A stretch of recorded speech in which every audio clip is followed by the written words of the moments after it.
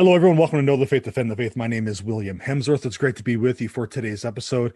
Honored to have my guest, Brendan Lyons. He's the author of a great book called "I Can Hear Music." He's a author and father, lives in Pennsylvania. Brendan, how are you doing today? I'm doing great. It's a pleasure to be here. Thanks for having me on. Oh, the pleasure's all mine. Thanks for coming on, and thanks for the work you're doing. I know I've been following you on Twitter for a little bit. Appreciate the candidness, the honesty, and holding people to task on this pro-life issue. So that's a great thing. Thanks for all you do. Well, I'm not the best at it, but every once in a while, I just there's certain things can't let stand. It's hard to listen to people misrepresent what we're really all about. So, but the other thing about Twitter, you got to try to be nice about it because most people aren't. So. Yeah, exactly. Yeah. It's all that toxic stuff that gets all the likes and retweets, but that's well, that's not very Christ-like. So No. in most things, but sometimes it has to happen. Yeah. So maybe can you tell our listeners a little bit about yourself and kind of what you've been up to? Sure. So I am I'm a father of one, a husband. We just had our first daughter last year. It was right before the pandemic started.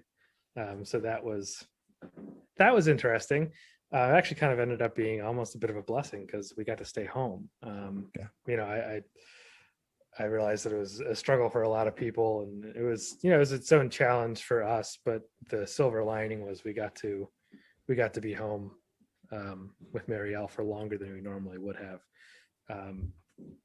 So I work in Catholic ethics. Actually, I work for an organization called the National Catholic Bioethics Center. I am the associate editor there. And if you haven't heard of it, it's a great organization that helps people, particularly people who are in the healthcare field. And if they have an issue come up and they're not sure if it aligns with their Catholic faith, if they're being asked to do something, they're not sure if it's okay, or if they just have an issue that they want to ask an expert, you can call into the National Catholic Bioethics Center, and they have professional ethicists, PhD people with PhDs who can tell you and explain to you why or why not the Catholic Church says certain procedures are okay, how much you can actually participate in that, and all that. It's a great organization. I try to plug it anytime I can, not just because I work there, but because it's a really helpful. If you have something that, if you have like say for example, if you needed to get a hysterectomy because of cancer, but you're pregnant, they can help you walk through if you give them your specific issue, like your specific position, how far along the baby is it, they can help you really reason out the morality behind that. Now that's a big thing, right? Yeah. But especially with a lot of the other issues coming up now in healthcare people being forced to do certain to participate in certain things, you can call them in and ask them, what's okay for me to help with and what's not okay for me to help with. So that's my job. My passion is writing. So I wrote I Can Hear Music about, maybe 2 years ago now. Here, I have a copy of it. Okay, backwards, great. I think. I started writing it when my daughter was, about a month along. I started reading into how she developed, and my wife and I are both musicians. She's a great singer. I am mediocre at a number of different instruments, and I was really surprised to find out exactly how early on a baby can hear things. It's before 20 weeks, they're hearing the heartbeat, they're hearing gurgling stomachs, and they can hear their mother. By 22, 23 weeks, they can hear you outside. So I was really thrilled, especially to find out that at Christmas, my daughter would be able to hear me. The reason I was so excited about that is because my father, for my entire life, has read us "'Twas the Night Before Christmas" on the night before Christmas, and Marielle was going to her name is Marielle. It's off of Maristella, Star of the Sea. Um, but yeah, so basically the day of Christmas Eve, she was going to be at the point where she could hear me outside. So it seemed providential to me that I would get to read her "'Twas the Night Before Christmas" on her very, very first Christmas Eve. So That's great. So yeah, you continue that tradition. Yeah, I was, and it's just a great feeling to be able to pass that on. At my parents' house, there's a picture of my grandfather reading to his four sons. Then we have pictures of my father reading to me and my brother and sister, and a picture of me reading to my wife's stomach. Well, now we have one. Now we have one of her born and me reading it. But that really set me down the path of exploring when a baby could hear, and also what they might remember afterwards. I really dove into that, and I found that you would never expect how much they can remember. And because you kind of expect, okay, they're in the womb, they're surrounded, they don't, right. They're growing. They're kind of busy with the whole growing thing, but they will actually respond to outside stimuli. I wouldn't recommend it, but if you poke your wife's stomach, they'll move away. Now I'm guilty of that. I've done that. So I'm not. I would strongly suggest that you also move away after you poke your wife in the stomach.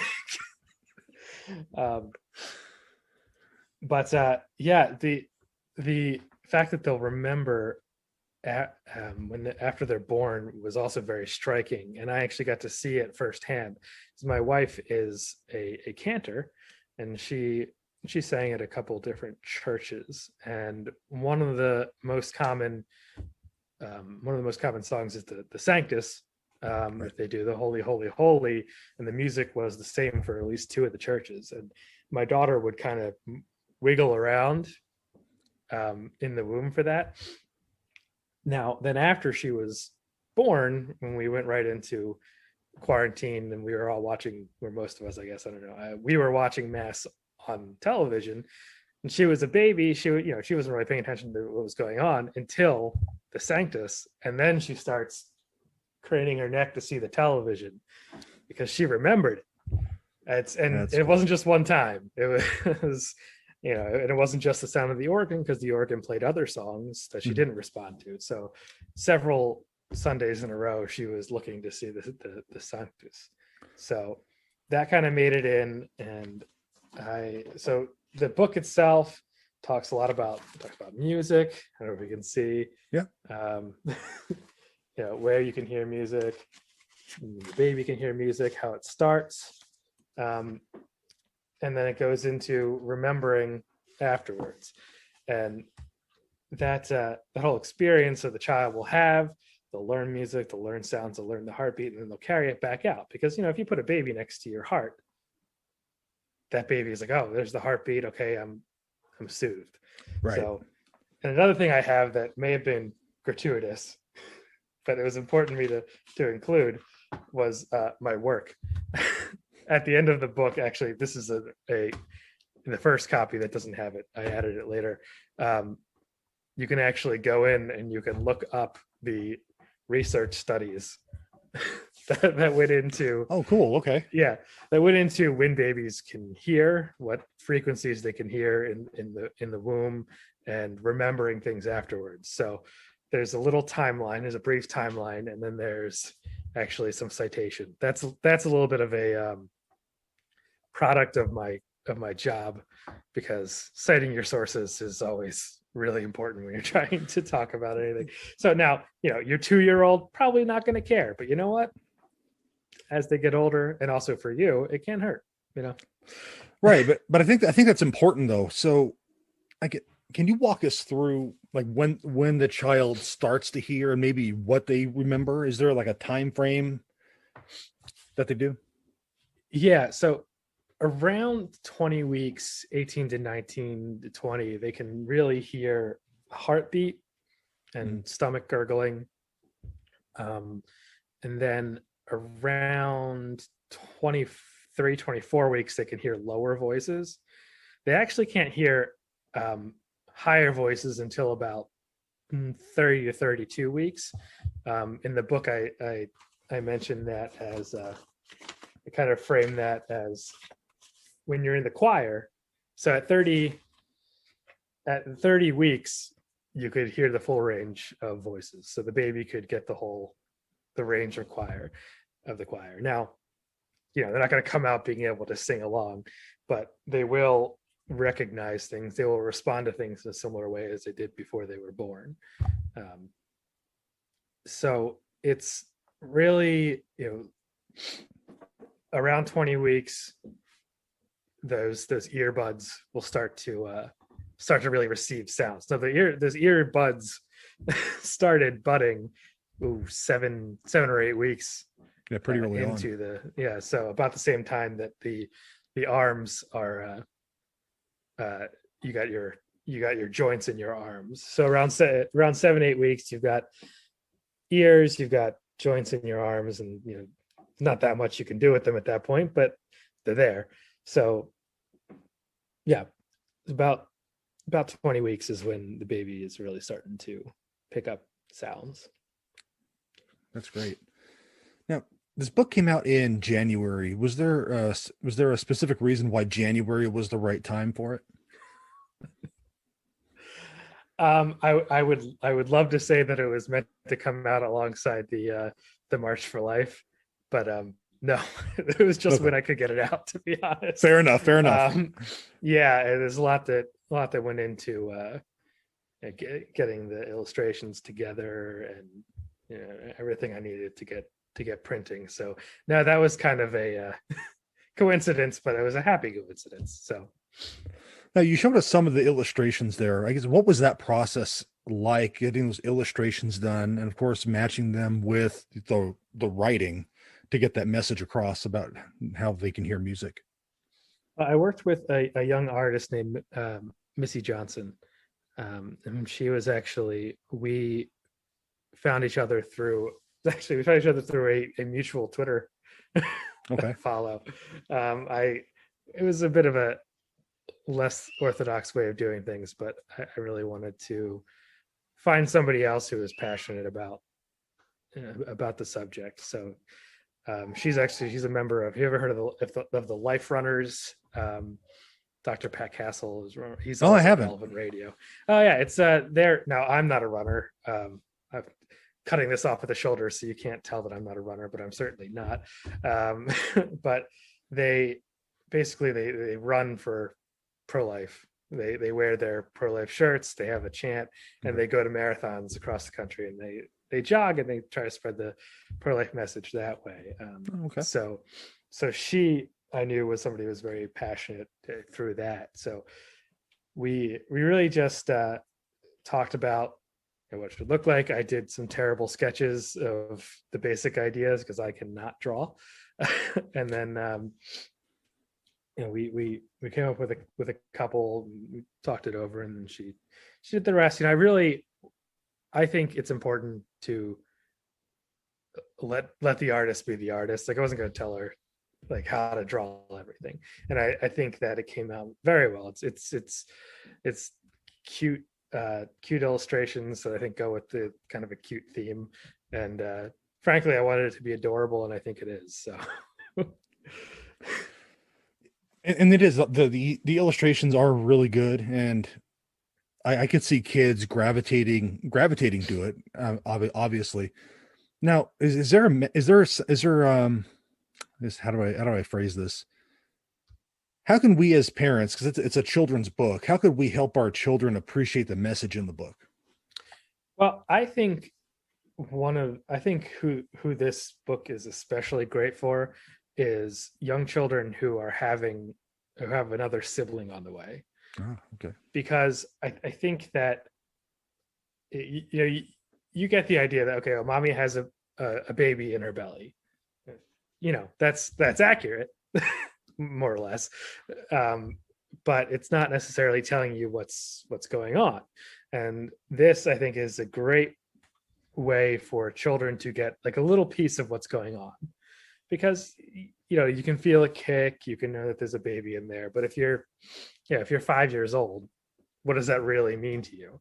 But if you see, oh, the baby can hear me, the baby can hear me sing, I could sing to the baby, I could pray with the baby. These are all things that I think invite a child to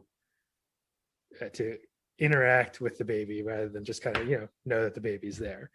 And it's an encouragement to communicate with that child, because you can actually start bonding with your child, with your younger sibling, well before that sibling is born. Halfway through the gestation process, basically, you can do that. And originally I was kind of thinking of this as something that a mother I thought of it as like a baby shower gift. The mother could read it to her child after 20 weeks, 22 weeks, to just get started, because babies learn language from the get-go, right? So you can start to you can start to communicate with your child, and they'll start to learn. I mean, they're not going to come out fluent in English, but they might recognize certain things. So, but someone I was talking to about it mentioned the idea of like, oh well, the 5-year-old could be reading this to the baby, communicating with the baby. And I thought, yeah, that's actually a great point. I started with a fairly narrow idea in mind, and I've had a number of people come up with even better ways of using this book, including my the illustrator was the one who said to me, this might be a good gift for women who come to a pregnancy center looking for help. It would be something that for instance, the Knights of Columbus do their ultrasound program, where they try to put the ultrasounds, and they've done 1,000 now, I think, and that's a literal look inside the womb, and this is a figurative look inside the womb that gives you an idea of what is happening. So I'll be honest, I think an ultrasound is probably a little more a little more of an exact look inside the womb. No, it's definitely a little more exact, but this is something that they could take with them, and that's actually something that I'm working on in an experimental phase at the moment. So it's an experiment. A group of Knights of Columbus Council has given 5 copies each to 4 pregnancy centers that they had provided ultrasounds for. Awesome. And we're going to see how that goes. So I'm not going to say who it is or where it was, because we don't know. Don't necessarily know if it's going to, but we're testing it. So I'm really excited about that, because I would really like to get the book into the hands of people who are going to read it to their gestating child, and have that add to the experience. No, that's awesome. That's great. Now, how does your book fit into the overall pro-life concept, if you will, into defending life? Well, I think what I aimed to do was tell a story, tell a cute story that you can connect to, but also tell a story that's literally based on the science of what's happening. So you're not going to get a lot of specific scientific words and concepts, but the book itself is based on communicating the scientific reality of what's happening in the womb in a way that a child would understand it. And I think that that's something that we're getting better at, but something that when I was growing up wasn't really there for me. The communication of communicating what is really going on, it was really just, okay, well, the baby's alive, we know it's alive, it continues to be alive. Well, there's a lot of evidence for that really doesn't take a genius to understand. It doesn't take a scientist to understand. It doesn't take a 34-year-old man to understand. It really just takes somebody who can get the concept of this baby can hear and learns those sounds. I mean, if that's not an argument for pro-life, the pro-life movement, I don't right. I can't see why it wouldn't be. It's just, we got a person in there who's learning, who's going to carry things that they've experienced in the womb onward. So I really appreciate a lot of the ideas that we try to teach children about compassion, about looking out for people who are defenseless. But I also think there's a great avenue to combine like scientific reality with the pro-life movement, with because I mean we do it for adults. I think we should do it for children too. And Yeah, I absolutely. have that, yeah, I have that feeling with a lot of concepts that we kind of hold off until later, that I think we could start laying the groundwork for much earlier than we are. So Sure. And like you mentioned in your book, you have those citations that the parents, if they wanted to go deeper, they could absolutely do that. mhm. So Yeah, if there's any question in someone's mind when they get this book, that it's accurate to say that the child can hear the whole choir at 30 weeks. If you flip to the back, you can check it out you can yourself. find where I where I found that information. So So what's been the feedback on your book so far?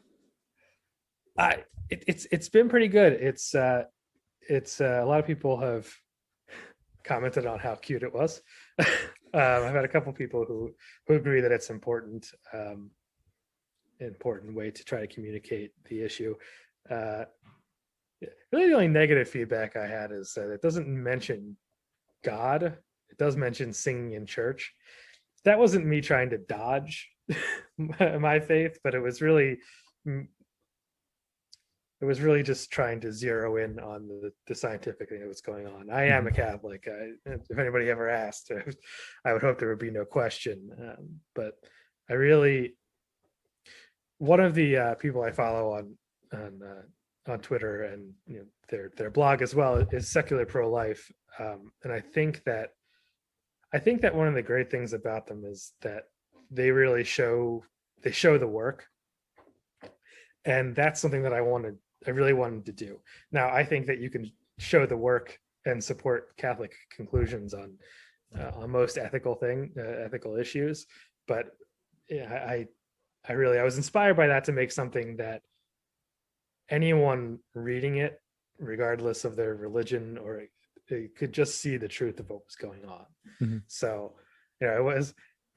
The only negative feedback I got was from a Catholic bookstore that was like, "You should have mentioned God," and I was like, "You know what? You're probably right." But if anybody asked me who inspired me to do this, it was God and my daughter. So Absolutely. Now, where can our listeners pick up your book? So the book can be found it's on Amazon. It's also on Barnes and Noble. It's on Books a Million and christianbook.com. You can find it all those places. There's a number of Catholic and Christian small bookstores that have picked it up. I could not tell you specifically where all those places are, but if you went and asked for it, They can get it, no problem. Yeah. Also, I mentioned the Knights of Columbus I've been trying to work with, and some other I've been working with, and some other pro-life organizations for pro-life groups. If you're a pregnancy center, or if you're the Knights of Columbus, or if you're any pro-life group, you can contact me directly, and I will do bulk orders for half price. And for me, bulk is just 5 or more. So I don't know, can I give my email? Is that? Oh, go ahead. Whatever you want to give is totally fine. Yeah, we might want to. Are you able to write it like in the description? Yeah, I'll put everything in the notes as well. So it's LYNDON BRONS at gmail.com. Just my name a little mixed up. If I could go back to when I was 17 years old and I made it, I might have gone with something more professional sounding. And in the future, if I actually have a website, which I'm something I hope to do, I'll make a real one. But currently, that's what I'm working with. So that's all right. It's LYNDON BRONS at gmail.com. If you reach out, I have an order form that a pro-life organization can buy a couple. So if you are interested in buying some for a pregnancy center, or even if you just want more than one, reach out to me. We can try to work something out. Yeah, I'll be in touch. There's a local pregnancy center in town, and I know one of the directors. I think I'll drop a couple off for her. Oh, good. Good. So we get you over in Tucson. Oh, great. No, Yeah, I've got a friend of the family brought some over to one near me in Pennsylvania, and they it was well received. At some point, I'm going to go in and see them, but with COVID restrictions are lifting soon, so we're gonna work out a tour. So that'll be nice to get to see some folks who have seen the book in person. Great. Now, before I let you go, I understand you're coming out with a podcast pretty soon. You want to? Oh. You know, I had to go over that since we talked about it off air, but I want to make sure we plug that too. Yeah, sure. So, a friend of mine, my friend John Comiskey, he's a huge comic book guy. I like comic books. I am not as knowledgeable about them as he is, but I do work in Catholic ethics. So we got together and decided we were going to do a podcast about comic books and ethical issues in comic books through the lens of our Catholic faith. So that is called Super Humana Vitae. All right.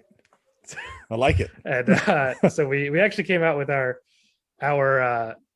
little teaser trailer just came out yesterday. So in June we're going to start posting our other episodes. So if you're interested in comic books and Catholic ethics and you want to hear two non-exactly experts talk about it, that's but people who are very passionate about it, so you can tune into that. Good deal. Brendan, before I let you go, can you give us your email address one more time? Oh, sure. It's LYNDON BRONS@gmail.com. Great.